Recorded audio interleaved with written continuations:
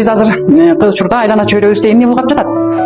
Таштанды булгап жатат, Демек биз бүгүн таштанды жөнүндө кеп кылабыз. Таштанды деген эмне балдар?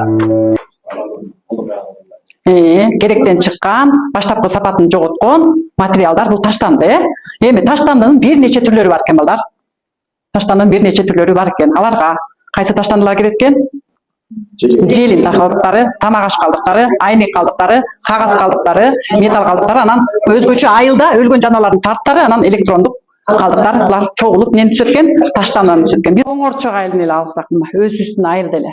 Сайдын жээктеринде, жолдун жээктеринде, аңдарда моундай мусорлор жаткандыгын көрсөк болот экен. Мына ушуларды көргөндө силер дайым ойлонушуңар керек экен. Ушуларды жоготуш керек. Ушарды эмне кылабыз, кандай иштерди кылсак болот депчи. Өзгөчө желим таштандылар боюнча кеп кылып кетели. Себеби азыр баардык таштандынын ичинде желим таштандылары аябай көп. Бул желим деген эмне бул? Химиялык жол менен алынган, синтезделген материал. Алардын бир нече түрү бар.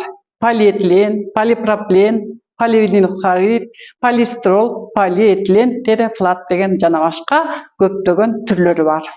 Булардан эмне жасалат балдар? Булардан үй тиричилигине керектүү көптөгөн буюмдар жасалат. Биринчи булардын пайдасына. Эмне үчүн биздин турмушубузга булар аралашып атат? Себеби булардын пайдалуу жактары да бар экен. Мына тамак аштардын баарын ушул идиштерге салынып, пластик же желим идиштерине салынып, үстү пленка менен жабылып, анан көп жерден бизге ташылып келет экен. Алар эмне кылат? Тамак ашты зыяндуулуктан коргоп турат, балдар. Мына ошондой эле айыл чарбасында, теплицаларда эмне кылат экен? Жабуучу материал катары колдонулат экен. Булар нымдуулукту сактап турат, күндүн суугунан сактап турат, Андан кийин суу чарбада биз ар бирибиздин үйүбүзгө суу кирди беле?